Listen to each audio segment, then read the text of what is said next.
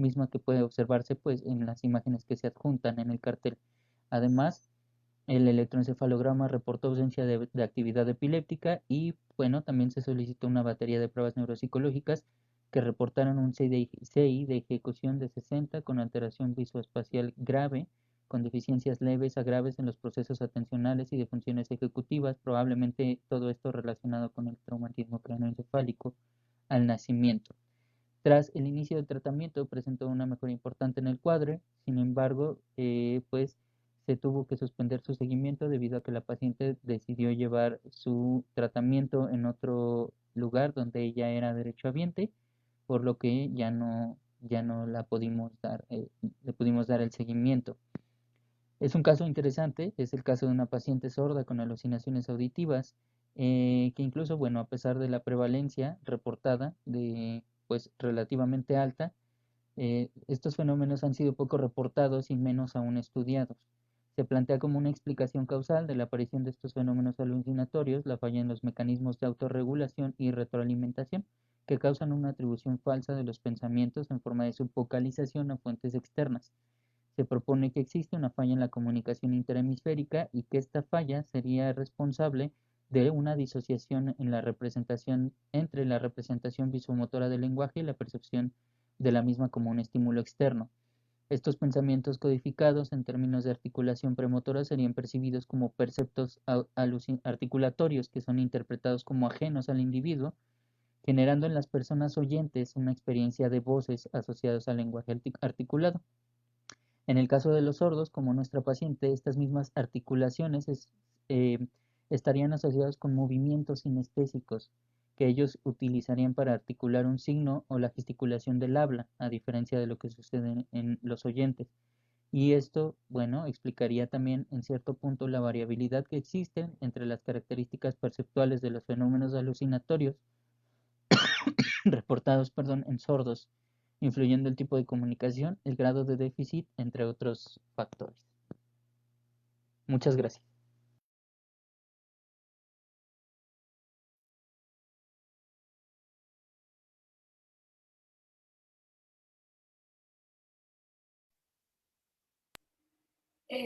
Perdón, Caro, quisiera saber si escuchaste todo o quieran que lo repitamos, perdón, pero se me hizo bolas el engrudo porque estoy en otra sesión que no inicia.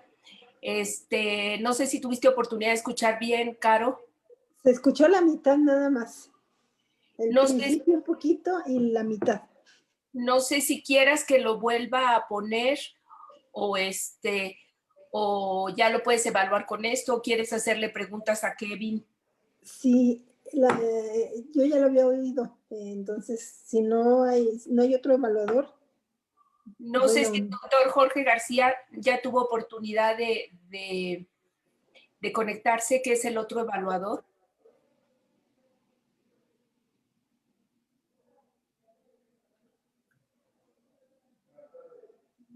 No creo que no ha tenido oportunidad no. de Bueno, conectarse. por mí no hay problema, yo ya lo había oído. Nada más me quedé con una curiosidad. Kevin, ¿estás ahí? Sí, doctora, aquí estoy, dígame. ¿La paciente es sorda y habla? No habla. Tiene nada más, bueno, sabe el lenguaje de señas. Estudió, o sea, no lo pude aclarar ahí, pero bueno, ella estudió hasta la secundaria a través de lenguaje de señas y después, de hecho, es una chica que tenía hasta cierto punto, pues, cierta reserva cognitiva porque incluso se fue becada a Cuba para estudiar también el lenguaje de señas de Cuba. Lo estudió, pero cuando regresó fue cuando empezó con los síntomas. Por medio de señas les dijo que ella oía las voces. Sí, sí, digo, en todo momento estuvo como intérprete la mamá a su lado. Y bueno, de hecho, lo primero que la familia notó para hablar de estas alucinaciones auditivas es que ella decía que oía, ¿no? O sea, pues bueno, señalizaba que oía, pues, Ajá. aunque e incluso tenía, así como en los pacientes psicóticos que tienen soliloquios, ¿verdad? Los pacientes psicóticos que hablan solos, digamos, entre comillas, ella señalaba hacia otra persona o hacia otro lugar donde no había gente y pues pues se asume que es una especie de soliloquio, ¿no? Aunque es que está muy interesante y cuando lo leí dije, cómo se va a comunicar primero? ¿Cómo saben que está oyendo? Y es Sí, curioso que oiga si es sorda. sí, de hecho eso es lo interesante del caso.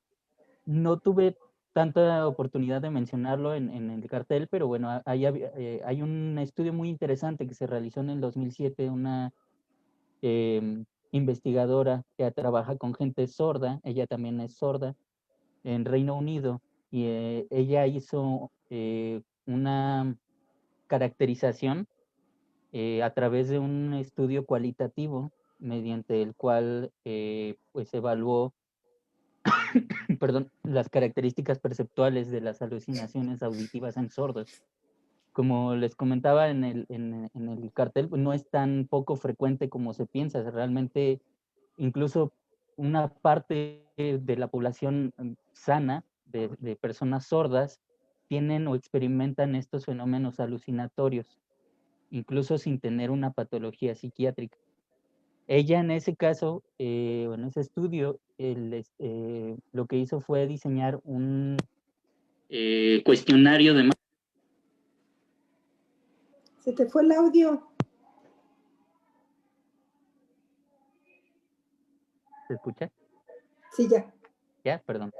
Entonces, ella hizo un cuestionario de unas 100 preguntas más o menos para, digamos, explorar a fondo cuáles eran las características perceptuales de las personas que tenían alucinaciones auditivas. Todos el grupo de personas con el que trabajó, o todo su universo de trabajo fueron personas sordas, pero con esquizofrenia.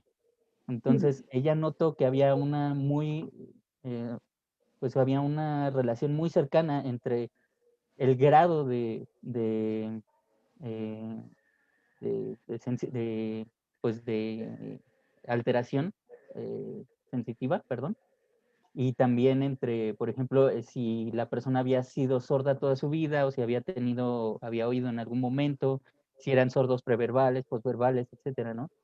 Y entonces ella notó, por ejemplo, que se agrupaban así brevemente en 6 grupos. De esos 6 grupos, realmente solo había un grupo en el que se podía decir que eran propiamente alucinaciones auditivas. O sea, que sí escuchaban, que ahora obviamente eran pacientes o personas sordas posverbales, ¿no? Es decir, que quedaron sordas después de haber escuchado el lenguaje y que hasta Ah, cierto punto sabían escribir y hablar y todo, ¿no? Pero había otro grupo donde había mucha confusión en cuanto a la percepción y cuando se les preguntaba directamente, las personas decían que escuchaban, pero al mismo tiempo hablaban de una especie como de señalización en el ojo de la mente, ¿no? Como en esta onda de la subvocalización. Por ejemplo, cuando nosotros pensamos, la mayor parte de las personas pensamos y escuchamos una voz en nuestra cabeza, ¿no? A eso se le llama subvocalización. Lo más probable es que ellos, en vez, como no tienen la cuestión pues la cuestión auditiva, pues estos mecanismos de autorregulación implican que em, los movimientos que hacen con las manos o con la boca son los que se interpretan como un sonido. Y por eso ellos dicen que escuchan voces a pesar de que sean sordos, ¿no? Aunque no sea propiamente un percepto auditivo, propiamente dicho, ¿no? ¿esto podría equipararse con el dolor fantasma cuando te amputan una pierna que sigues sintiendo que te duele la pierna amputada? Pues hasta si lo tomamos desde el punto de vista puramente perceptivo, yo creo que sí. En la cuestión de los síntomas psicóticos, creo que es un poquito más complejo, porque, bueno, em, realmente todavía quedan muchas cosas que no entendemos acerca de los síntomas psicóticos. Si hablamos, por ejemplo, de una persona sana o pues de bueno, un sordo pero que no tenga antecedente de alguna enfermedad psiquiátrica, muy probablemente sí sea algo parecido, ¿no? Ujú. Pero, por ejemplo, en las personas con síntomas psicóticos, bueno, hay digamos, tema interesante acerca de la cuestión de los síntomas psicóticos. Muchas veces se ha relacionado los síntomas psicóticos con la dopamina. Sí, Perdón, Kevin, yo te pediría que fueras más concreto en las respuestas. Yo sé que es un tema muy interesante y que quieres compartirnos todo tu conocimiento, ujú, pero tenemos que revisar 10 de tus compañeros. sí, No sé si de él ya acuerdo. contestó tu pregunta, Caro. Sí, sí, sí, ya la contestó. Yo te pediría que en 3 palabras me dijeras por Sí. qué consideras que este caso que presentaste es algo novedoso, que valía la pena presentarse. 10 palabras. Bien, porque de entrada, porque la población sorda es una población muy poco estudiada, ¿verdad? Hay muy poco que entendemos acerca de cómo lo que sucede generalmente en personas oyentes, cómo se desarrolla, cómo es el desarrollo de las personas con trastornos de la audición, ¿no? Sobre todo en grados tan importantes, porque creo que nos falta mucho reconocer acerca de este tipo de patologías en personas sordas y porque pues realmente hay poco reportado y estudiado acerca de este tipo de población. Muy interesante. Muy interesante. Gracias. Muchas gracias, Kevin. Al contrario, muchas gracias. Ahora vamos a dejarle el micrófono a la doctora Susana Padrón. Ella tiene el póster número 80 y en este momento lo vamos a compartir. Denme un minuto.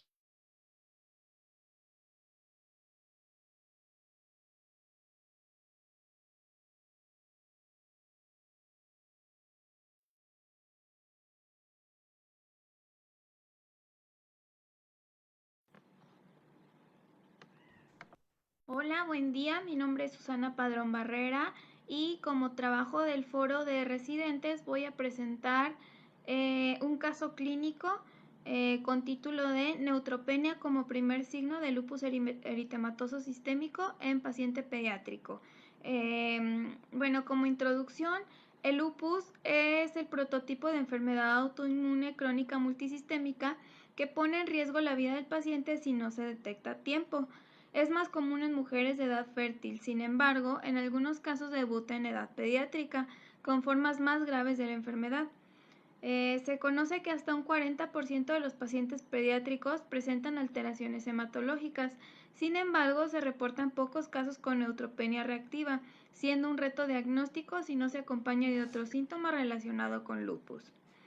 En esta ocasión llegó un niño de 13 años de edad que como antecedente de importancia para el padecimiento actual su mamá tiene artritis reumatoide y él es previamente sano. Inició su padecimiento en septiembre del 2018 con astenia, dinamia, dolor óseo, pérdida ponderal y un cuadro de faringitis con fiebre de 38.5 grados centígrados. Recibió tratamiento antibiótico, sin embargo no presentó mejoría, por lo que su médico le solicitó laboratorios generales en los cuales se reportó una neutropenia de 500 células. Se valora por el Servicio de Oncología Pediátrica aquí en el Hospital Central, quien realiza un frotis de sangre periférica y un aspirado de médula ósea, en el cual se descarta que exista leucemia linfoblástica aguda o alguna otra alteración hematológica y le dejaron tratamiento con un factor estimulante de colonias, con lo que mejora. Posteriormente, en octubre del 2018, presenta una caída en su escuela, por lo que presentó epistaxis y equimosis importante en rodillas, además de que presentó un cuadro de herpes en boca. Acude aquí al Hospital Central, en donde se valora y se toma una nueva biometría hemática, la cual reportó nuevamente neutropenia y en esta ocasión ya se agregó trombocitopenia. Se hizo diagnóstico de trombocitopenia inmune primaria y se dejó tratamiento con bolos de metilprednisolona y gamma globulina. También por abordaje de la trombocitopenia inmune primaria se le solicitaron anticuerpos, en los cuales los ANA resultaron positivos 1 a 1280 homogéneo. Se le solicitó C4, el cual estaba bajo en 9.7, los anti-DNA estaban en 19.5, los ANCAS estaban en 1 a 5. Y por los resultados anteriores se consultó con el servicio de reumatología quien hizo diagnóstico de lupus eritematoso sistémico. Se le dejó tratamiento con prednisona, ácido fólico, valmetrol, ranitidina, azatioprina y plaquenil. En la imagen de arriba del cartel se pueden observar cómo resultaron positivos los anticuerpos, y ese estudio se hizo aquí en la Facultad de Medicina. Y como discusión, pues podemos mencionar que la neutropenia es una manifestación poco común de lupus eritematoso y puede verse afectada por actividad de la enfermedad, pero en la mayoría de las ocasiones se debe a una falla de médula ósea, a toxicidad farmacológica, a destrucción periférica, a infiltración tumoral o a sepsis. Se ha reportado que el 48% de los pacientes con lupus presentan alteraciones hematológicas, siendo la más común trombocitopenia. Sin embargo, alrededor del 5% de los pacientes presentan neutropenia y de ellos el 0.8% presenta neutropenia severa. La mayoría de los pacientes con neutropenia se debe al uso concomitante de inmunosupresores. Sin embargo, existen casos muy poco frecuentes en los que se debe actividad a la enfermedad debido a los anticuerpos antineutrófilos. Y bueno, la bibliografía es la que se muestra en la parte inferior del cartel y sería todo. Muchísimas gracias.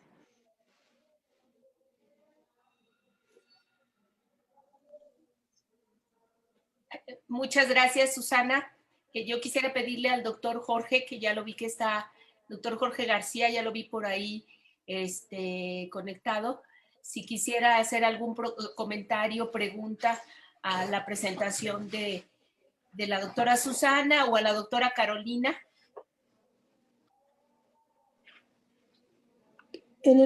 Hola, buena tarde. Adelante. Perdón, adelante, doctora, adelante. Perdón. En el Hospital Central, ¿cuál es la incidencia de lupus eritematoso sistémico en edad pediátrica? Hola, doctora. Buenas Hola, tardes. buenas tardes. En el Hospital Central tenemos muy pocos pacientes con lupus en edad pediátrica, y generalmente sí son en esas edades más o menos de los 10 a los 14 años, y podría decir que al año serían como 1 o 2 pacientes. Realmente no se diagnostican tantos. ¿Y de todos los pacientes que revisaste de lupus, ninguno empezó con neutropenia? No, doctora, es muy raro. Okay. Muy bien. Doctor Jorge, adelante. Hola, buena tarde, gracias. Buena tarde a todos. Buenas tardes. ¿Sí me escucho? Sí. Gracias. En este caso que presenta la doctora, digo, sí, normalmente es más frecuente la linfopenia en los pacientes. Nada más que me llama la atención, este paciente tuvo un cuadro infeccioso y recibió antibiótico en el primer evento que presentó, y ya traía neutropenia. Obviamente las causas por antibióticos o las causas infecciosas son más frecuentes que pensar en una enfermedad autoinmune. ¿Qué medicamentos debería haber incluido en la neutropenia? Perdón, es que se trabó. ¿Podría repetir? Sí, el comentario va en relación a que este paciente, cuando ingresó o lo evaluaron por primera vez y donde observaron la neutropenia, había otras causas como una infección o había uso de medicamentos, refieren ahí algunos antibióticos incluso. Entonces, Sí, por ejemplo, doctor. en este paciente, ¿qué aislaron medicamentos pudieron haberse asociado de manera más frecuente con la neutropenia y no de manera inicial la neutropenia primaria, ¿verdad? Que normalmente es un diagnóstico de descarte. Sí, lo que pasa es que con este paciente sí primero tuvo una infección, se trató pero después del factor estimulante de colonias, se le tomó una biometría hemática donde mejoró, ya no tenía neutropenia, ya no tenía ninguna alteración en la BH, y luego cuando se cayó en la escuela y tuvo la equimosis, la epistaxis, se le volvió a tomar una biometría hemática y volvió a presentar neutropenia aparte de trombocitopenia. Entonces ahí como que ya no cuadra a que haya sido secundario como algún medicamento o alguna otra cosa. Más bien se atribuyó al lupus a que hay anticuerpos antineutrófilos que atacaron ahí los neutrófilos y por eso tuvo la neutropenia. Ok, gracias. ¿Hay alguna pregunta, alguna otra pregunta del auditorio? Si ya no hay ninguna otra pregunta, muchas gracias, Susana. No, te agradecemos tu presentación y vamos a darle la palabra a la doctora Mirna Gabriela Ramos Casares. Ella tiene el póster número 83 y nos va a hablar de la altura tiromintoniana como predictor de vía aérea difícil.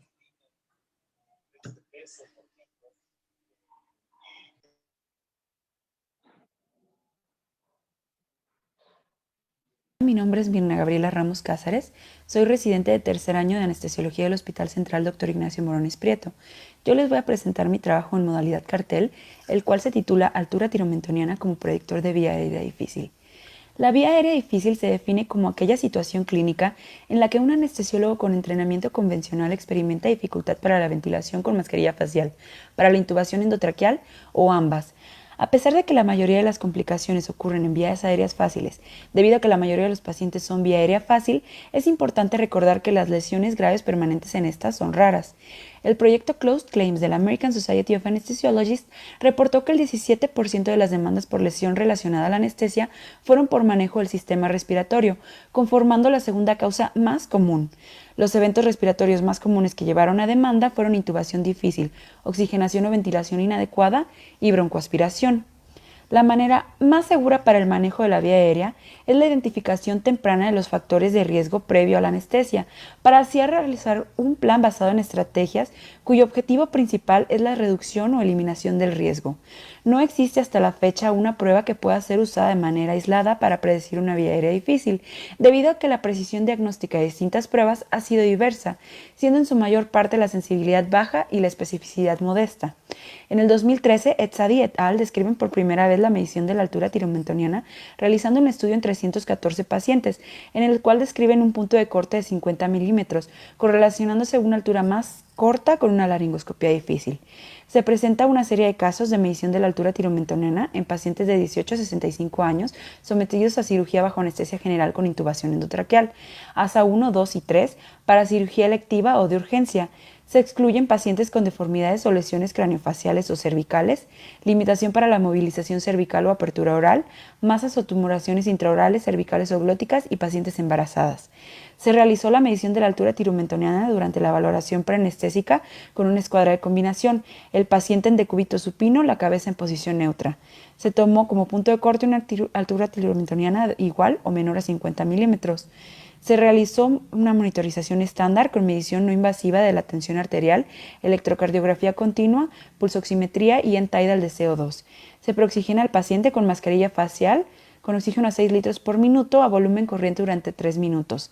Se lleva a cabo la inducción anestésica con fentanilo 3 microgramos por kilogramo, propofol 2 miligramos por kilogramo, lidocaína 1 miligramo por kilogramo y relajante neuromuscular a elección del anestesiólogo a dosis efectiva 95, y se permiten 3 minutos de latencia antes de realizar la laringoscopia convencional con hoja Macintosh 3 o 4.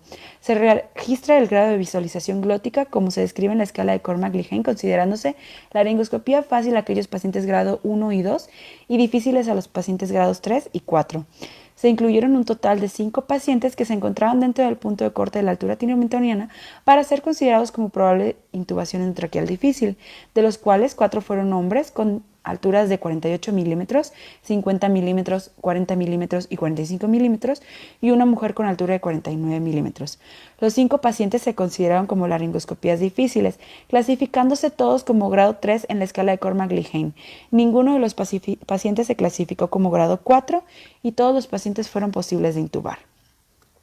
Una de las complicaciones más graves directamente relacionadas con la anestesia es la imposibilidad de llevar a cabo la intubación endotraqueal. Existen distintas herramientas que pueden ser utilizadas por el anestesiólogo para enfrentarse al manejo del paciente considerado como vía aérea difícil. Sin embargo, esto conlleva la necesidad de anticipar la dificultad y preparar un plan adecuado. Se han descrito distintas pruebas para poder predecir la dificultad en el manejo de la vía aérea. Sin embargo, ninguna se ha demostrado lo suficientemente sensible y específica como para ser usada como predictor aislado.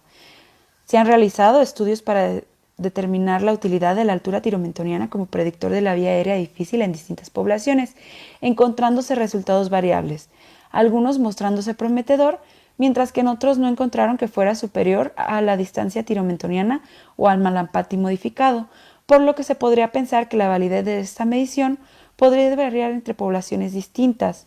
Hasta la fecha no se han realizado estudios para demostrar que la medición de la altura tiromentoniana en población mexicana podría ser útil. Este serie de casos podría sugerir que lo es, sin embargo, se necesita realizar un estudio con mayor número de pacientes adecuado para poder validarlo.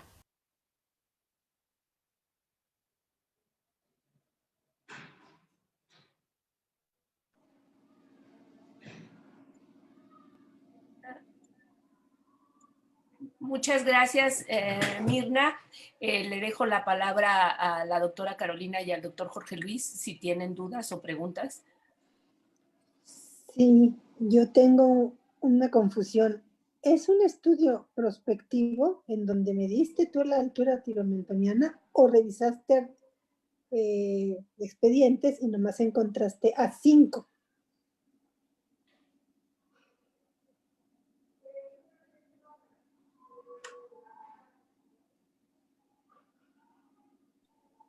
Mirna, ¿escuchaste la pregunta?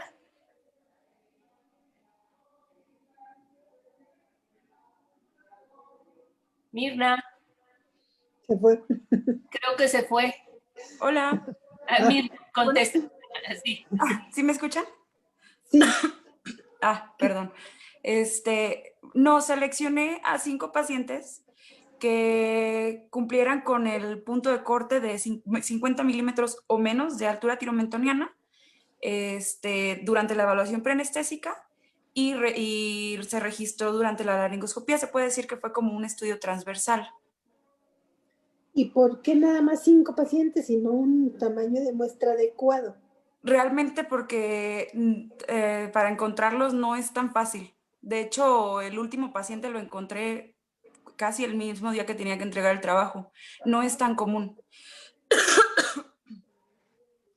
Porque si es así, pues no entra en la serie de casos y ahí te faltaría el objetivo. ¿Cuál fue el objetivo de tu estudio? Pues en sí, el claro. cartel no dice. Perdón, Caro, sí entra como serie de casos, o sea, ella lo inscribió como serie de casos porque no es un trabajo de investigación con protocolo sometido ni nada de eso. Ok. Entonces ella, lo que sí es que esta serie de casos sí le puede servir como la base para un estudio. Pero no sé si el doctor Jorge tenga alguna pregunta o comentario. Sí, gracias. Fíjese que a mí también me causó confusión, Sí. porque yo también pensé que era un estudio como de una investigación, ¿verdad? Y también como que no entendía cómo estaba el cálculo de la muestra, la metodología que usaron, Sí. y digo, y como en el cartel no se ve así muy claro, digo, ya que nos explica que es una serie de casos y en donde obviamente uno entiende entonces que más estamos buscando en son estudios como que exploratorios, ¿no? Como Sí, que me claro. parece que es lo que vamos a encontrar en estos casos. A mí me parece muy de hecho, pertinente lo que dice la doctora Caro.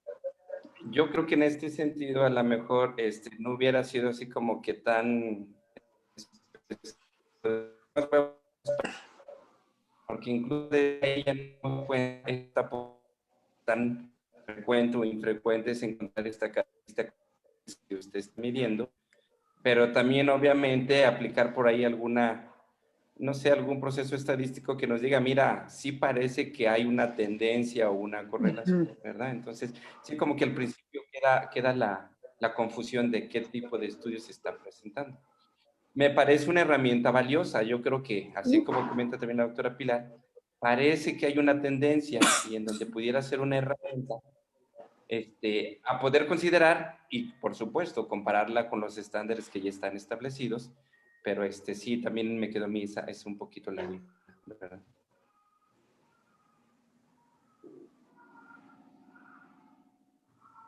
Sí, de acuerdo totalmente. Sin embargo, Mirna, ¿tú eres residente de qué año, perdón? De tercer año. De tercer año. ¿Tienes una tesis? Sí, debes tener. De eso, es precisamente de esa mi tesis. Nada más que sí, son 200 pacientes los que tengo que meter. Ok, entonces lo que entiendo es que tú agarraste un pedacito de tu tesis y lo presentaste como serie de casos porque no Sí. tuviste oportunidad de completar tu trabajo de investigación. Eso es lo que quiero entender. ¿Sí? Sí. Ok, muy bien. No sé, Caro o Jorge, si quieran comentar algo más. No, ya, con eso ya está explicado. Gracias. Okay. Yo te preguntaría, Mirna, ¿y qué vas a hacer? Ya Sí, estás exacto. a 2 Buenos meses. días, me llamo Fernando Rodríguez Villalón, soy residente Te de Puerto. faltan 195. Sí, faltan bastantes, pero bueno, ahorita incluso con todo y la disminución de anestesias que hemos tenido, todavía más o menos son unas 200 anestesias generales al mes. Entonces, sí tenemos una buena cantidad de pacientes. Yo te sugeriría en forma personal que lo comentaras con tu director de tesis, ver si es posible, si no, no te vas a graduar este año, porque todavía falta que revises los resultados y que hagas y escribas el documento y la discusión, etcétera. Entonces, que te autoricen a graduarte con lo que tengas como un piloto del trabajo y ya le dejes a alguien más para que continúe tu trabajo. Sí, si no, Gracias. te vas a aventar un año más sin poderte graduar. Sí, gracias. Pero muy bien, Mirna. Si están de acuerdo, le vamos a dar ahora la palabra al póster número 85 del doctor Fernando Rodríguez Villalón.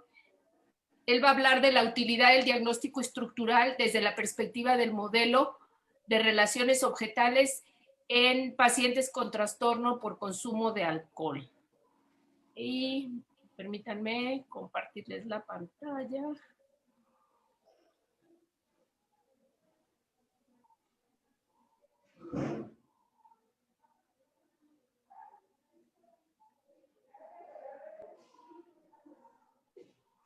Buenos días, me llamo Fernando Rodríguez Villalón, soy residente de cuarto año de psiquiatría y el día de hoy vamos a revisar el...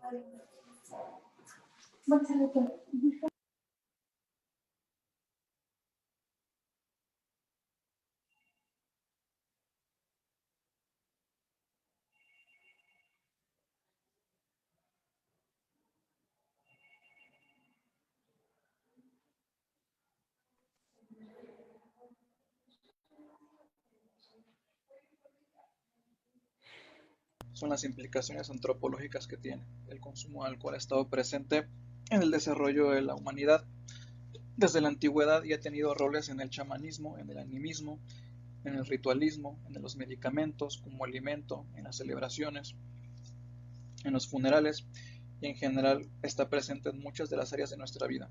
En segundo lugar, por los factores genéticos. Es una de las enfermedades mentales más estudiadas por su gran heredabilidad. En tercer lugar, los factores sociales.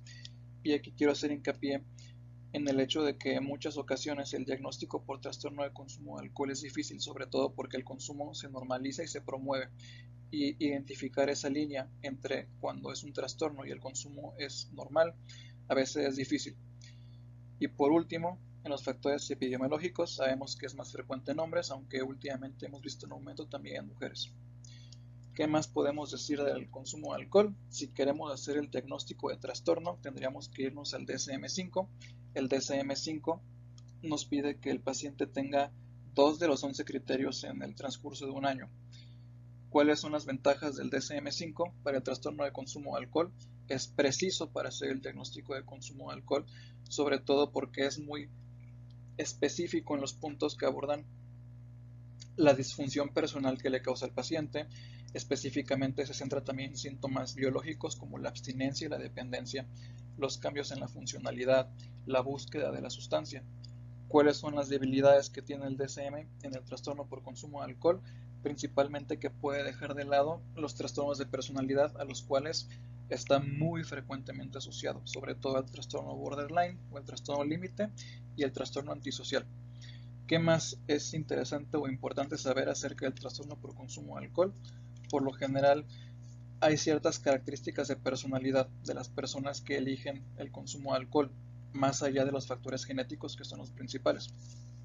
Las personas con trastorno por consumo de alcohol se ha visto una asociación en la baja autoestima, en la agresión, en el descontrol de impulsos. En las familias se ha visto que son familias muy fusionadas. Por lo general, un paciente es el paciente que está afectado por el trastorno y los familiares tienen conductas codependenciales hacia el paciente que dificultan el diagnóstico, el tratamiento y el pronóstico.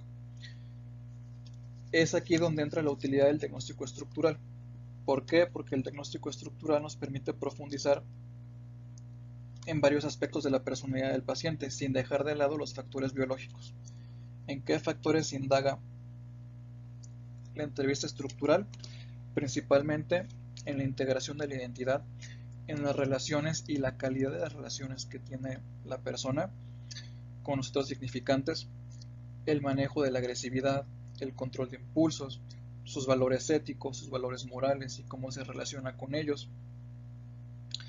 También nos permite saber qué tipo de defensas utiliza ante la ansiedad y sobre todo, como es una entrevista que se realiza cara a cara, permite que se recreen ciertas circunstancias específicas de la infancia del paciente, en la cual es posible que ciertos traumas vuelvan a aparecer, identificando qué rol está jugando uno en esa entrevista y qué deposita el paciente en uno, nos permite afinar esos diagnósticos.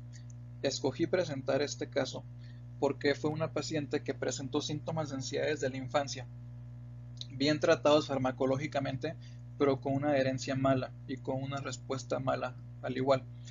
Los factores que encontramos en esta paciente son muy interesantes. Encontramos uno de los factores principales, que es el padre con trastorno por consumo de alcohol.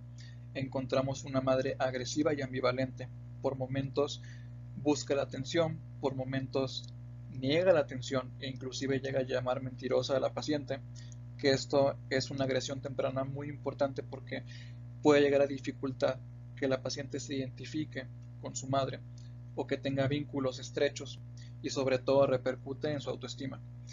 En segundo lugar, encontramos otro factor muy importante de los trastornos afectivos no tratados, que muchas veces derivan en el consumo de sustancias.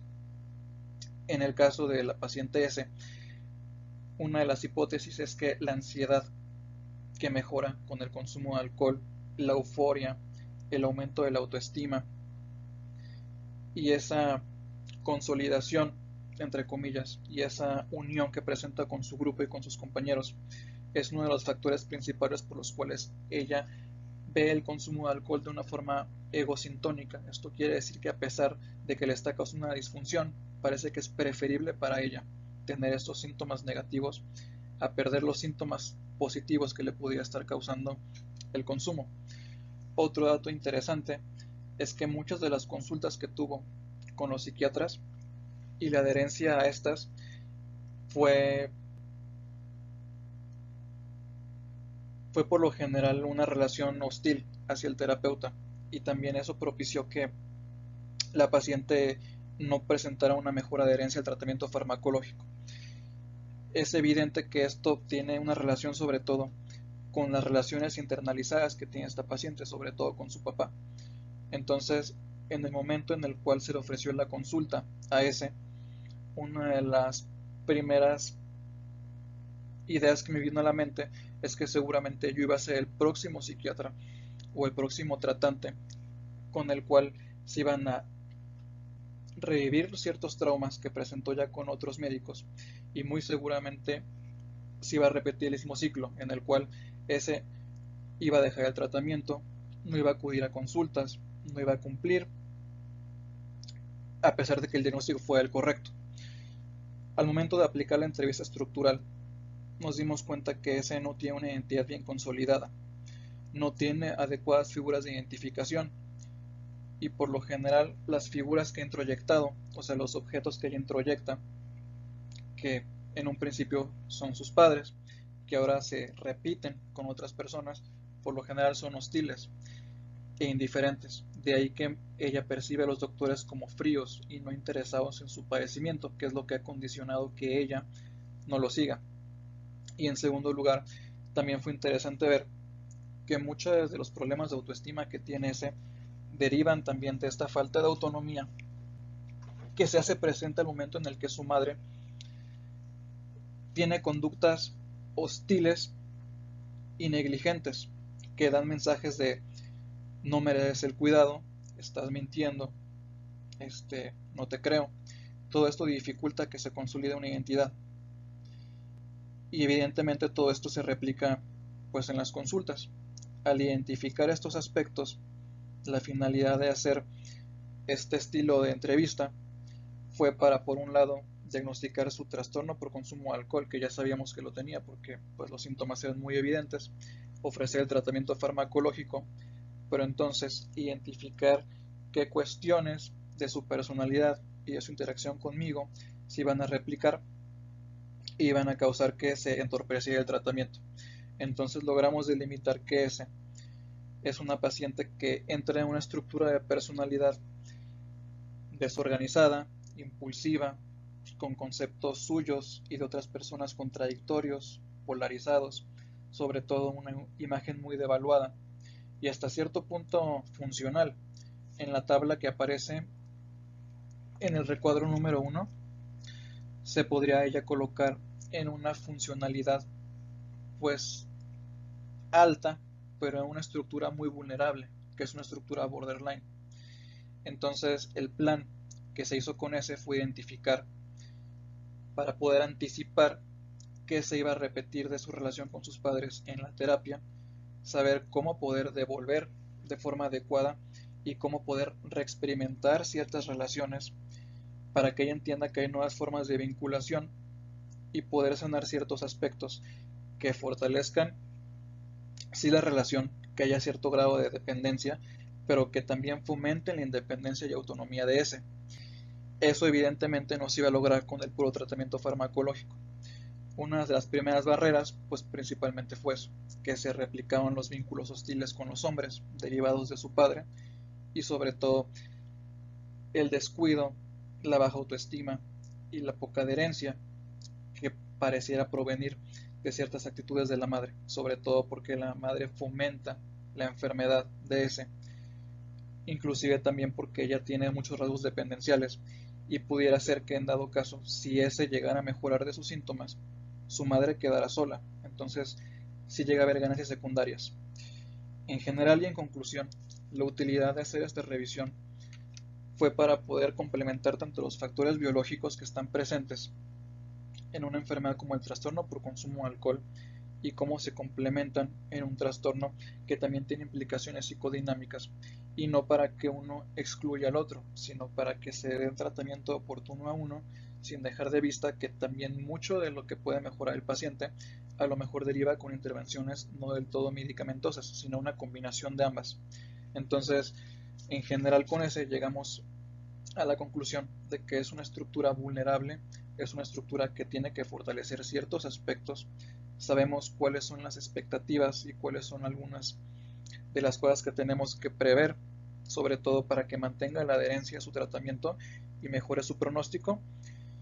Y por otro lado también somos muy conscientes de las implicaciones orgánicas del padecimiento, porque un trastorno por consumo de alcohol, como se mencionó, se confunde con un trastorno de personalidad porque también hay cuestiones biológicas como la agresividad, la impulsividad, la adicción, que son cuestiones que pasan a nivel orgánico, y entonces cuando no hay tratamiento, suponiendo que fuera o estuviéramos hablando de cuestiones a nivel de las aminas cerebrales, si no damos un tratamiento adecuado, pues no va a mejorar. Pero también por otro lado, el basarnos únicamente en la cuestión farmacológica y no permitir la cuestión psicodinámica que se explore un poco más, limita mucho el tratamiento y el diagnóstico de la paciente.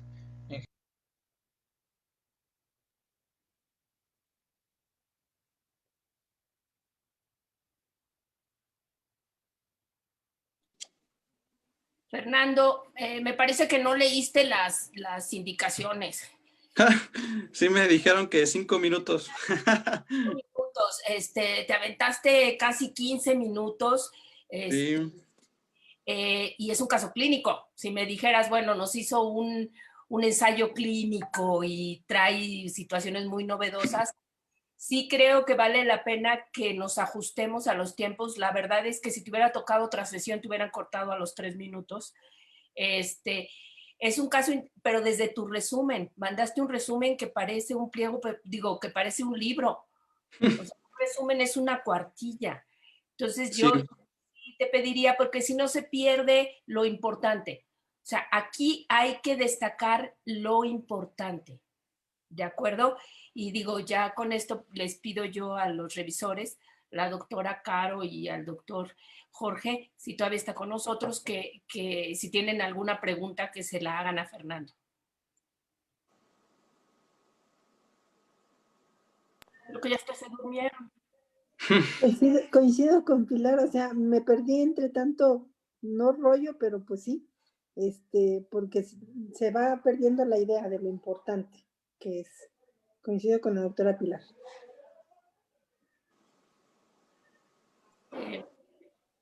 No sé si todavía el doctor Jorge está con nosotros, pero si no hay alguna otra pregunta, pasaría No, por mi parte no. al siguiente trabajo. Es un trabajo que presenta la doctora. Mi nombre es Isabel Mondragón Gutiérrez. La doctora espérenme tantito, ahorita les comparto Es la doctora Esbeidi Mondragón Gutiérrez, va a presentar el caso de un sarcoma de mama, el reporte de un caso. ¿Qué número de cartel es? Es el 86. 86. Gracias, Pilar.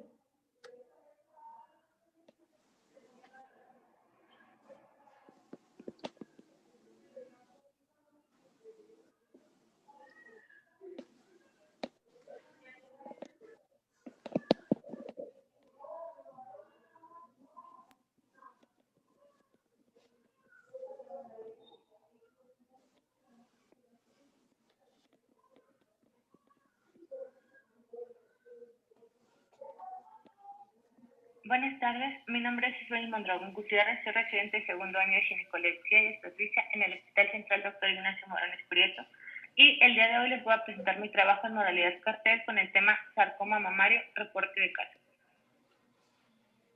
Como introducción, es necesario tener en mente que el cáncer de mama es la patología maligna más frecuentemente diagnosticada a nivel mundial, siendo aproximadamente el 30% de los diagnósticos de cáncer. Este es el cáncer más común en mujeres y la segunda causa de muerte por cáncer a nivel mundial. Se estima que en Estados Unidos el riesgo de desarrollar SEA de mama a lo largo de la vida en una mujer es del 12.5%, aproximadamente 1 de cada 8 mujeres. Los sarcomas de mama, por otro lado, representan menos del 1% de todos los tumores malignos de la mama y menos del 5% de los sarcomas de todas las localizaciones, por lo cual la información sobre sarcomas mamarios es escasa y se limita a pocos estudios retrospectivos y reportes de caso. Presentamos el caso clínico de una paciente de 50 años sin antecedentes personales patológicos, quien inició su padecimiento actual en marzo del año pasado, con un aumento de volumen en la mama izquierda, sin secreción a través del pezón, sin dolor, con eritema y hipertermia local. Acudió con un médico quien indicó inicialmente un tratamiento con analgésico y antibiótico ante la sospecha clínica de una mastitis. Sin embargo, ante no tener mejoría, acude nuevamente a revaloración y solicitan un ultrasonido, el cual reporta un BRAF 4, por lo cual se refiere al tercer nivel. Desafortunadamente, por la pandemia y la situación actual, la valoración se retrasó y acudió por primera vez hasta octubre del mismo año con una masa palpable ya de 20 por 20 centímetros, dependiente de la glándula mamaria izquierda, atención indolora, con eritema y hipertermia local, con una lesión ulcerada en el lugar donde se tomó la biopsia por Trucut y esta reportó un sarcoma de alto grado. Se programa para cirugía en noviembre, sin embargo, a su ingreso presentó un cuadro compatible con COVID, por lo cual se refirió inicialmente la cirugía. Se reprograma para diciembre y a su ingreso, otra vez con tos y fiebre, hemoglobina de 7.2, por lo cual se sospecha actividad tumoral. Se revalora a la paciente por el servicio de ginecología oncológica y se clasifica como etapa clínica 3B, fuera de manejo quirúrgico. Y tampoco fue candidata a radioterapia inicial por el tamaño tumoral. Se envía a oncología médica para evaluación y quimioterapia. El sarcoma de mama se caracteriza histológicamente por la inexistencia de un componente epitelial. Los estudios inmunohistoquímicos son actualmente de gran ayuda para identificarlo. La patogenia de los sarcomas, al igual que la mayoría de los sarcomas, se desconoce. Sin embargo, se ha asociado recientemente el antecedente de radioterapia en tratamiento de SEA de mama con la aparición de novo de sarcomas mamarios, siendo este el factor de riesgo más importante, reportándose el sarcoma hasta en un 0.13% de las mamas radiadas. Otro factor de riesgo es el linfedema crónico y el síndrome de Lee-Frauming. La presentación habitual del sarcoma mamario es una tumoración indolora, móvil y de gran tamaño, con rápido crecimiento. No suele acompañarse de telorrea ni infiltración a piel o ganglios. Estas características usualmente estarían presentes en tumores grandes como los que se presentan en los sarcomas mamarios. La edad promedio de presentación es de 40 a 60 años y el diagnóstico se sospecha por clínica, apoyado por el ultrasonido y la mamografía. Sin embargo, debido a que no suelen presentar especulaciones o calcificaciones, puede reportarse como una lesión benigna. Hay estudios de caso o estudios de series de caso donde se ha reportado hasta como fibroadenomas estas masas debido a sus características imagenológicas. El diagnóstico es definitivo por biopsia incisional, excisional o por Trucut y no se recomienda de ninguna manera la biopsia por aspiración con aguja fina, debido a su baja sensibilidad para el diagnóstico de sarcomas. El tratamiento es quirúrgico y depende del tipo histológico. Lo más común suele ser la mastectomía simple. El uso de radioterapia adyuvante postoperatoria mejora ligeramente el control local de la enfermedad, pero no incrementa la supervivencia. Y el tratamiento con quimioterapia es controvertido. Parece solo estar indicado solo en lesiones de gran tamaño o... Es necesario recordar que ante un tumor grande de reciente aparición y crecimiento rápido con aspecto mamográfico no especialmente sospechoso en pacientes de mediana edad, no debemos olvidar nunca el posible diagnóstico de un sarcoma, especialmente en pacientes con antecedente de radiación en glándulas mamarias. En el caso actual, pues un diagnóstico oportuno hubiera marcado una diferencia significativa para la paciente. El gran tamaño tumoral debido a la rápida progresión y el grado histológico reportado le confieren un mal pronóstico a la paciente, pese a no tener evidencia de enfermedad a distancia. A pesar de ser un tumor de baja incidencia, debido a su alta agresividad y progresión rápida, es de suma importancia el diagnóstico temprano y certero de los sarcomas mamarios.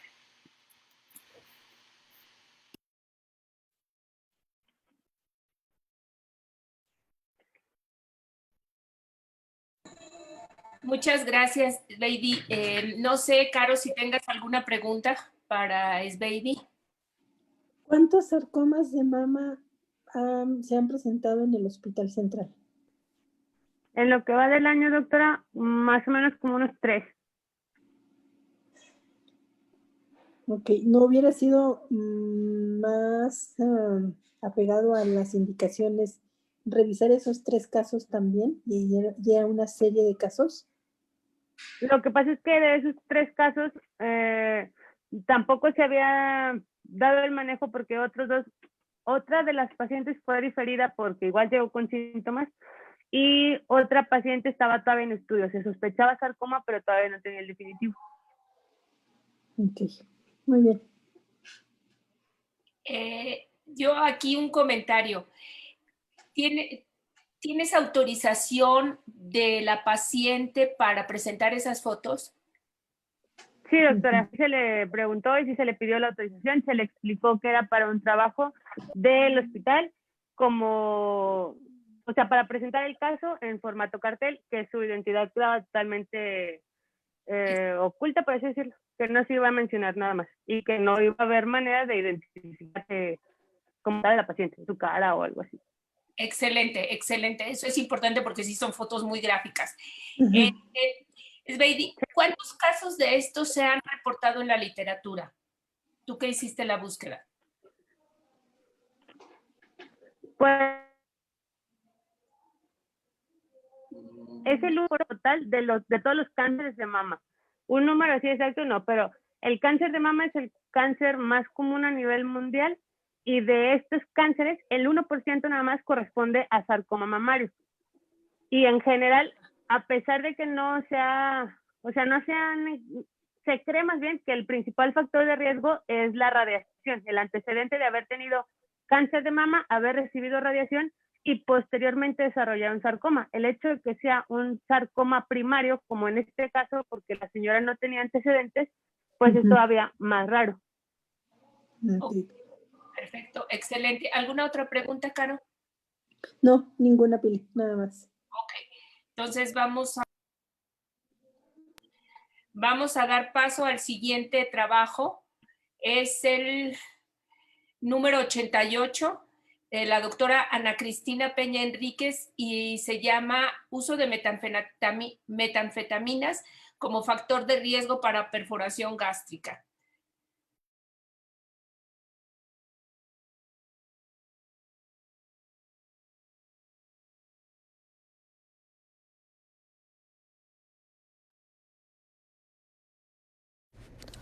Octavo Foro Interinstitucional de Investigación de Médicos Residentes 2021.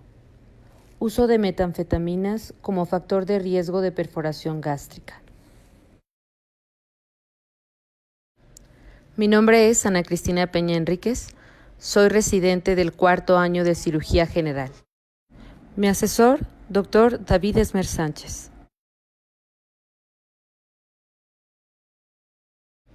Se presenta el siguiente cartel, ya que aunque la perforación gástrica no es una entidad poco frecuente, se ha observado que los pacientes que ingresan a urgencias en nuestro hospital en fechas recientes tienen una edad menor a la reportada en este tipo de patología y en el interrogatorio destaca como único factor de riesgo el uso de drogas. La perforación de úlcera péptica es una patología descrita desde finales del siglo XVII.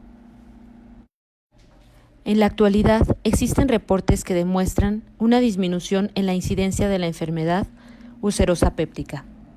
Se reconoce que el desequilibrio entre los factores inductores de protección y los factores agresores, como la hipersecreción, el tabaquismo intenso, el alcoholismo, uso de AINES y la exposición prolongada al ácido de la mucosa, están directamente relacionados. Además de estos factores y a consecuencia de los cambios sociales, económicos y demográficos, existe el surgimiento de nuevos factores que condicionan la perforación. Tal es el caso del uso de cocaína y cristal en nuestro medio. En cuanto a la fisiopatología, se ha encontrado que estas drogas causan microtrombosis, posteriormente isquemia y finalmente la perforación. Se presenta una serie de 5 casos de perforación gástrica en los que se cuenta con el uso de sustancias como antecedente. El primer caso clínico es un paciente masculino de 26 años, consumo ocasional de cristal desde hace 3 años. Inicia 2 días previos con dolor y datos de irritación peritoneal. En la radiografía se observa aire libre, se pasa a quirófano y se encuentra úlcera Johnson tipo 3. Se realiza parche de Piplón y el paciente presenta una evolución favorable. El segundo caso se trata de un paciente masculino de 45 años, quien niega consumo de sustancias. Presenta datos de abdomen agudo, se pasa a quirófano y se encuentra perforación gástrica. Se realiza aseo y parche de Piplón. Se reinterroga y el paciente refiere consumo de cristal desde hace 1 año. Se niegan otros antecedentes y el paciente presenta buena evolución. El tercer caso es una paciente femenino de 32 años, quien presenta VIH desde hace 2 años sin tratamiento, politoxicómana. Presenta un día con dolor abdominal. En la tomografía se observa aire libre. Se realiza laparotomía encontrando perforación gástrica. Se realiza parche de Piplón y aseo de cavidad. Caso 4 y 5 corresponden a pacientes masculinos de 39 y 43 años respectivamente, quienes acuden por dolor abdominal generalizado, encontrándose con datos de irritación. En la radiografía se presenta con aire libre, se realiza el mismo procedimiento que los anteriores y ambos presentan buena evolución. Úlcera péptica y perforación. También de consumo de cristal. En cuanto a los mecanismos que se describen, está la trombosis vascular in situ, sin embargo no se han descrito exactamente. En estos pacientes y algunos otros que se han presentado en nuestro hospital, el grupo de edad es más joven que en los de perforación por AINES u otras causas. Cabe mencionar que no conocemos la incidencia real, porque muchos de los pacientes no mencionan en sus antecedentes el uso de sustancias. Sin embargo, no presentan otras causas.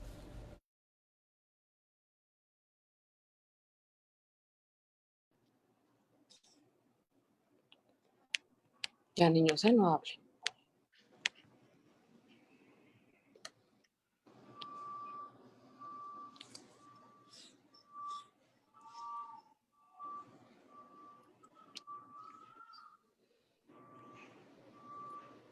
Ana, creo que te faltó el final, ¿verdad? De la conclusión.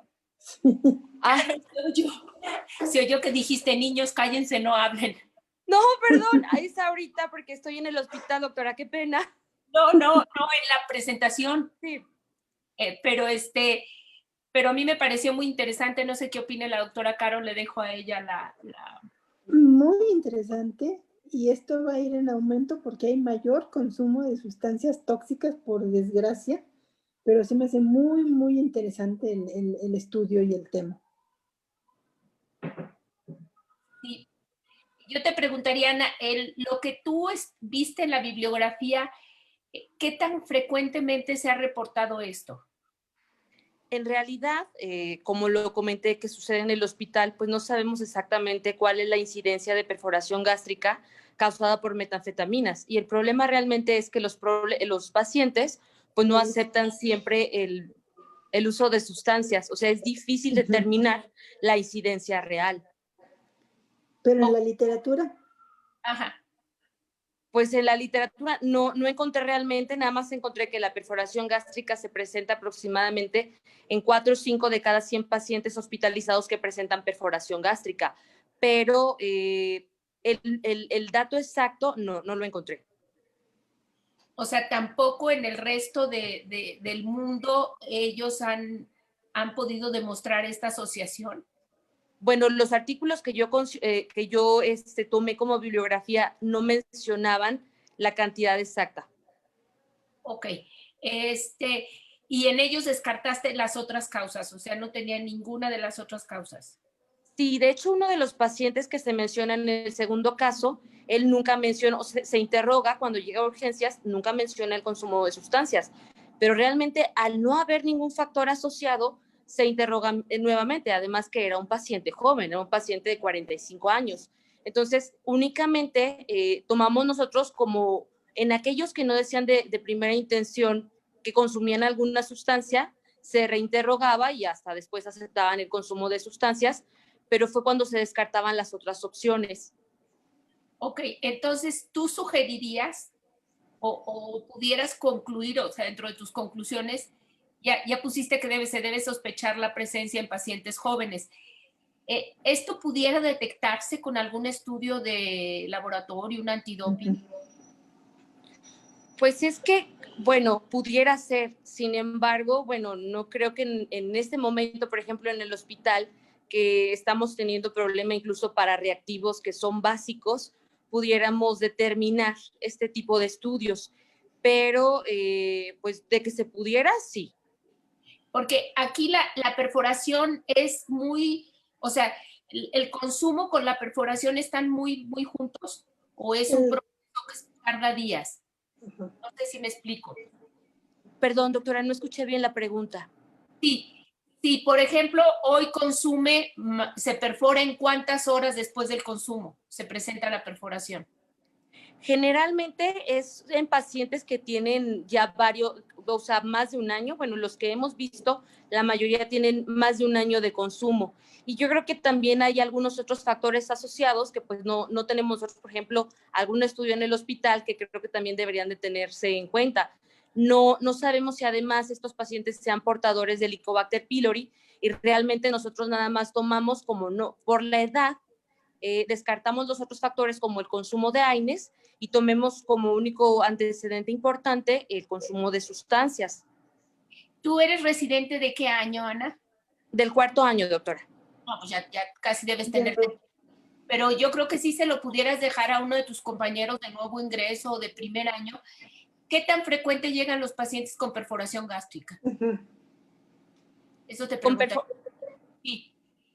Pues perforación gástrica aquí es más o menos como la literatura, más o menos de 100 pacientes que se hospitalizan en el piso de cirugía, son 4 o 5 pacientes los que se hospitalizan por una perforación gástrica. La mayoría pues son pacientes mayores de 65 años que tienen el antecedente del consumo de AINES. Sin embargo, por eso me pareció interesante presentar esta serie de casos, porque son pacientes muy jóvenes pues que no tienen ninguno de estos antecedentes. Y más o menos ¿cuántos al mes te llegan? ¿De perforación gástrica en general? Sí, pues yo creo que, híjole, 4, 5. Es que ya con 4 o 5 al mes, un compañero tuyo R1 puede empezar a hacer un prospectivo y hacerles antidoping a todos. Creo que porque aun cuando no sean jóvenes, igual y no sabes los mayores de 60 si también usan. Sí. Entonces, bueno, pero muy interesante, Ana, muchas gracias. Caro, no sé Gracias, doctora. Sí, habría que seguir la línea de investigación, ver, hacer un comparativo, ver las edades mayores, como dice Pili, cuánto tiempo de consumo tienen y qué tiempo entre el último consumo y la perforación gástrica. Entonces, yo creo que es un estudio que sí se le puede sacar mucho jugo para alguien que venga atrás de ti, que sea R1, que tenga, ¿cuántos años son? ¿3 o 4? 4. Son 4. 4. Un R1 que empiece tu tesis, que la siga, prospectivo, y en 4 años sí junta muy buen número. Si son 4 por cada 100, pues es un buen número en 4 años, y le podemos sacar mucho más provecho. No es que lo tuyo no le hayamos sacado provecho, sino que está muy interesante. Se me hace un tema de mucha actualidad porque desgraciadamente el consumo va en aumento. Entonces, ustedes se van a estar enfrentando con mayor frecuencia a esa situación. Vale la pena seguirlo. Sí, muchísimas gracias, Caro. Muchísimas gracias, Ana. Y suerte. Y ahora vamos a continuar con el trabajo de la doctora Ileana Marlene Romero Becerra. Ella nos va a presentar su trabajo de investigación que se titula Enfermedad renal crónica y embarazo, resultados perinatales. Es el póster 89 y se los comparto en un momento.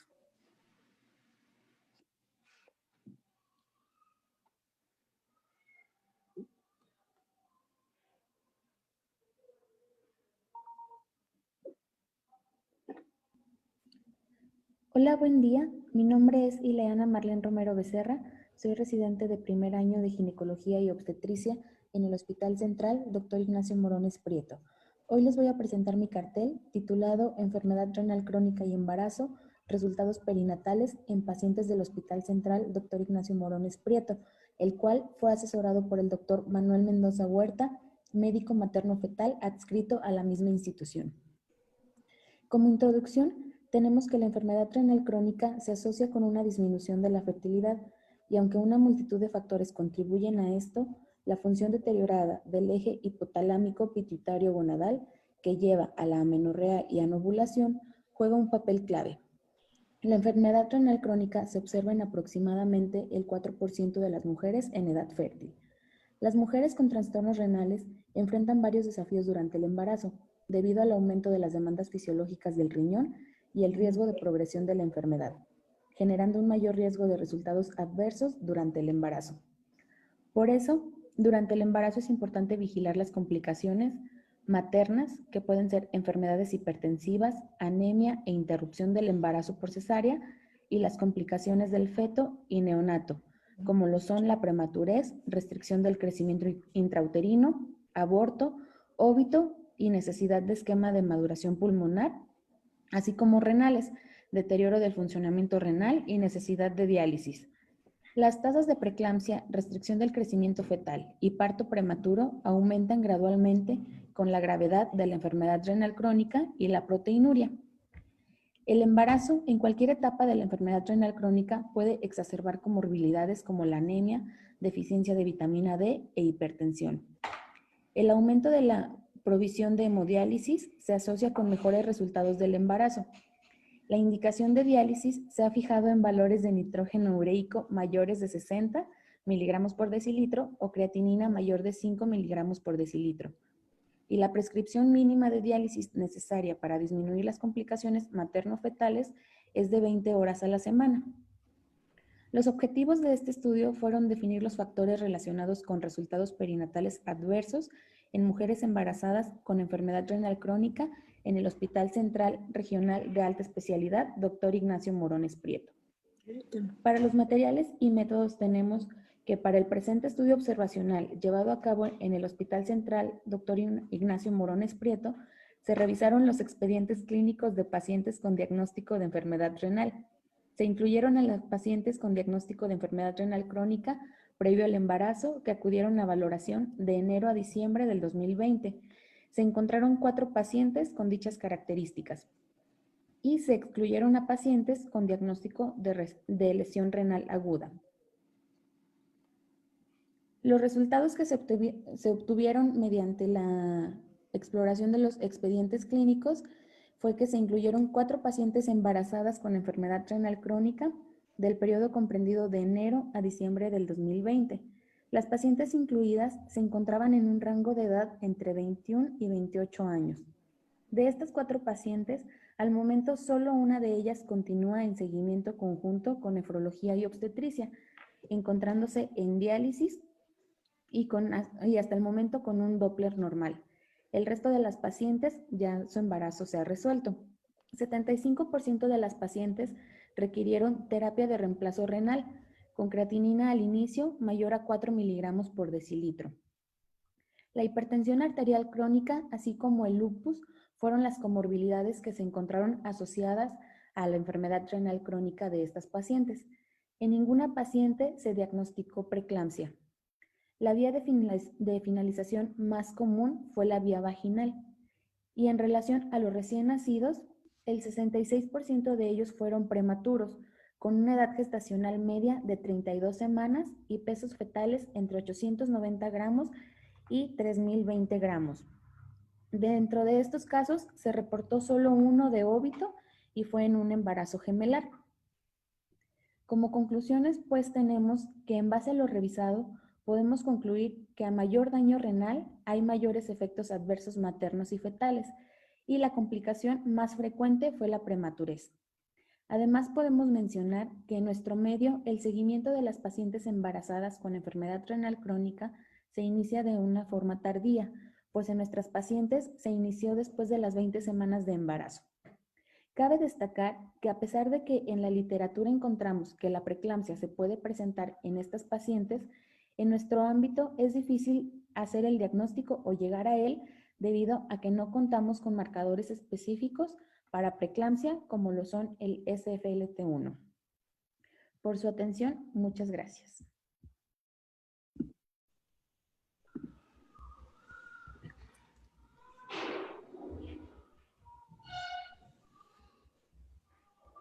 Hola, ¿cómo estás? De los pacientes que fueron prematuros, ¿les tuviste algún seguimiento?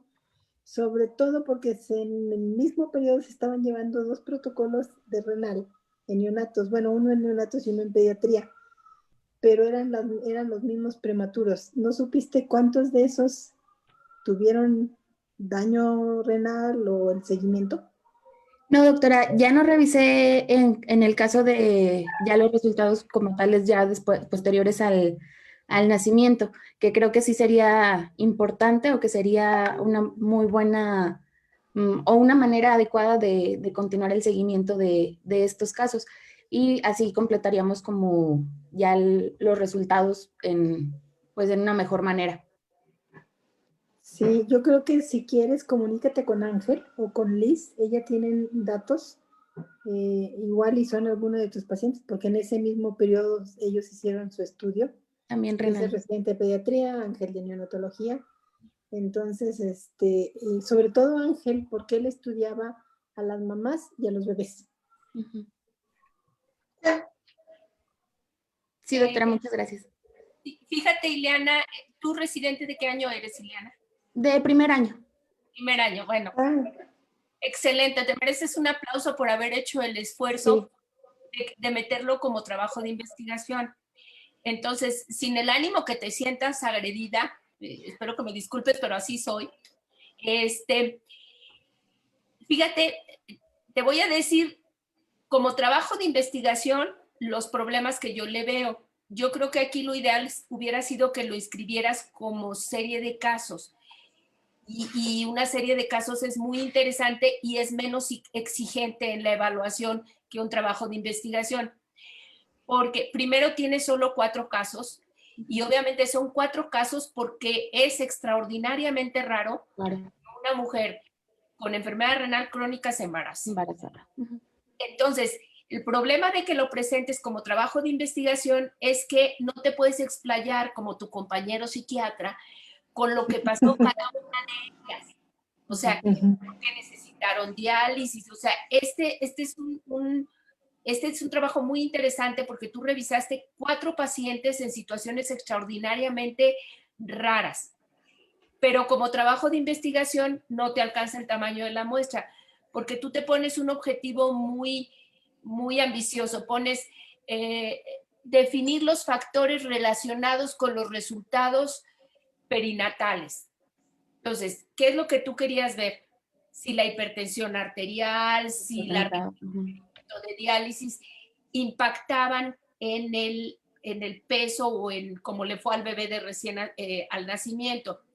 Para eso necesitas un tamaño de muestra más grande y necesitas tener pacientes que tengan y que no tengan los factores que tú buscas. Por ejemplo, si tú quieres saber si el requerir diálisis durante el tercer trimestre impacta en los resultados perinatales, pues hubieras tenido que tener un grupo de pacientes más grande, necesidad de diálisis y otro con necesidad de diálisis. Eso no quiere decir que no lo puedes hacer. Si quieres hacer el esfuerzo para ver qué tan importantes son, te echamos la mano. Pero eres R1, entonces tienes un tiempo maravilloso para hacer algo muy padre y aprovecho este foro para ponerme a tus órdenes, la doctora Carolina y yo. Trabajar en resultados perinatales, lo hacemos y creo que puedes hacer algo muy padre como tesis si empiezas desde ahorita. Muchísimas gracias. Tienes 3 años, ¿verdad? Sí. Si le quedan 3 años, podría ser algo muy, Yo creo que aún cuando son poquitos casos, sí la alcanzas a librar. Tendrías que ver primero cuál es la incidencia de mamás embarazadas con insuficiencia renal en el año. Que bueno, ya lo tienes. Y calcúlele así el tamaño de muestra y puede ser un piloto. O el inicio de una investigación para el siguiente.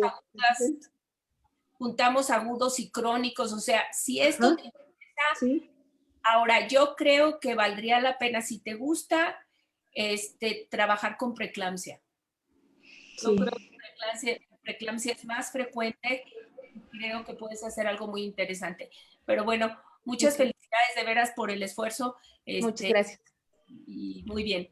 Y el apoyo lo tienes acá arriba con neonatos, lo que yo te los capturo, yo te aviso que neonatos, yo te informo cómo van, todas las tardes estoy aquí, entonces yo te apoyo. Muchas gracias, doctora. Te apoyamos, Pilar y yo. Gracias. Sí, hecho. Bueno, vamos a continuar para la presentación del último trabajo, es el de la doctora Mayra Alejandra Fonseca Peraza. Mayra, ¿estás por ahí? Sí, doctora, aquí estoy, dígame. Te operaron, ¿verdad? Sí, hace 4 días. Entonces, bueno, ¿cómo sigues? ¿Bien? Ya mejor, ahorita ya lo que me trae más tumbada es la anemia. Ay, bueno, pues espero que no nos vayas a presentar tu caso clínico. No. Pero te mando un abrazo y que te recuperes al 100% lo más pronto posible. Muchas gracias. Sin más preámbulos, los dejo aquí. Gracias, doctora.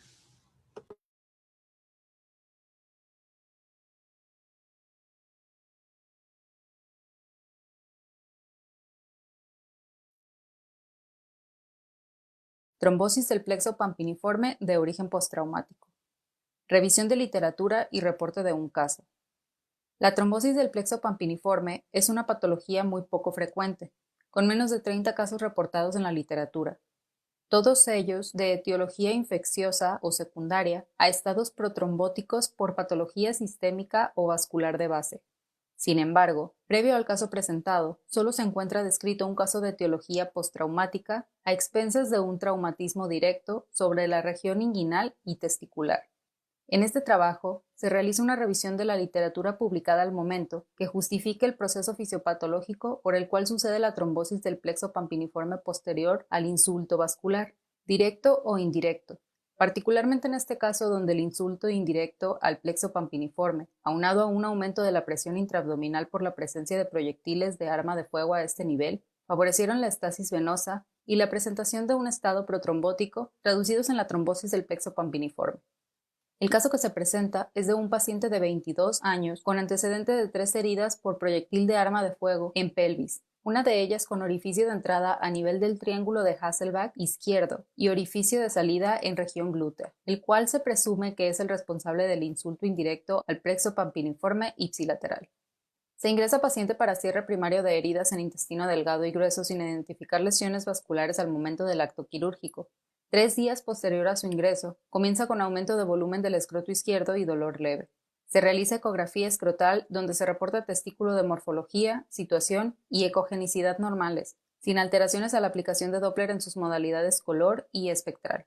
A nivel de canal inguinal, en el interior de una de las venas espermáticas se identifica la presencia de una imagen hiperecogénica de morfología redonda con bordes irregulares, la cual no disminuye su diámetro ante la compresión extrínseca y presenta flujo periférico a la aplicación de Doppler color, compatible con trombo a este nivel. Manejado de manera conservadora por el servicio de cirugía y egresado sin complicaciones para seguimiento por la consulta externa. A pesar de que no se cuenta con muchos antecedentes de casos similares de etiología postraumática reportados en la literatura, el mecanismo para la formación del trombo es similar en todos los niveles. Es importante tener en cuenta el diagnóstico en este tipo de pacientes, ya que por ser una entidad rara puede llegar a pasarse por alto, comprometer al testículo y diagnosticarse fuera de ventana terapéutica.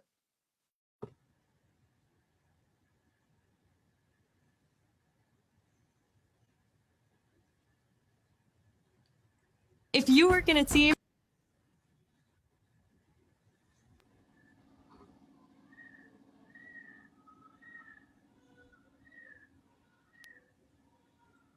Perdón, Mayra, pero como que terminó muy rápido la presentación y no me la esperaba. Caro, si tengas alguna pregunta o comentario. ¿Cómo lo trataron? Le dieron medicamento nada más anticoagulantes. Como era nada más una de las venas espermáticas la que estaba trombosada, entonces realmente no había necesidad de un manejo quirúrgico como tal. Se anticoaguló nada más a dosis alta y por ser una trombosis pues más casi central pues. Y ya el paciente se egresó sin ninguna molestia. Ya para cuando se fue de alta a su casa ya no tenía ni eritema ni edema de la bolsa escrotal. ¿Y los que están reportados en la literatura, cómo están tratados? Igual, con anticoagulantes. Aquí lo interesante es que así de origen postraumático solamente hay reportado uno, más o menos en los años 90. Fuera de eso no hay ninguno que sea con un mecanismo similar. De hecho, mi asesor, el doctor Rodríguez, que es adscrito de ahí del servicio de radiología, dijo que él nunca ha visto ninguno, ni como residente, ni ahora como adscrito le había tocado ver un caso similar. Sí, es que sí está medio raro. Sí, es bastante extraño. Muy bien. Muchas gracias. Pues muchas gracias. Con esto terminamos el bloque de trabajos evaluados. A las 7:30 de la noche, déjenme verifico a las 7:30 de la noche tendremos la ceremonia de premiación.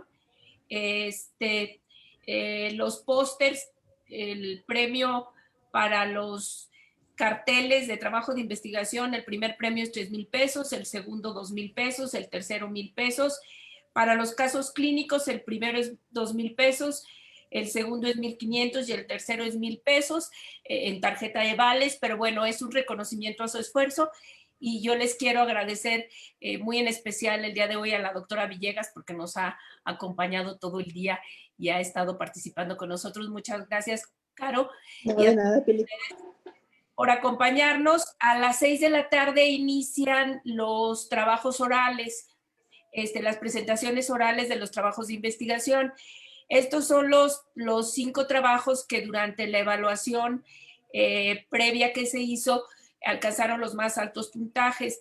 Yo les quiero comentar a todos y sobre todo a los que les van a tocar todavía algunos foros con nosotros, como a Mayra, que, bueno, y como a Ileana, perdón, que hay que ser muy cuidadosos con el resumen que se manda, porque la verdad es que hoy hemos visto trabajos muy buenos en modalidad de póster que pudieron bien haber llegado a estar en los 5 primeros lugares, pero a veces lo que les falla es hacer un buen resumen. Entonces, bueno, muchas gracias por acompañarnos. A las 6 de la tarde, trabajos orales, y a las 7:30 de la noche, la ceremonia de premiación. Cuídense, tomen un café y nos vemos en un ratito. Hasta luego. Muy bien, gracias. Hasta luego, Pili.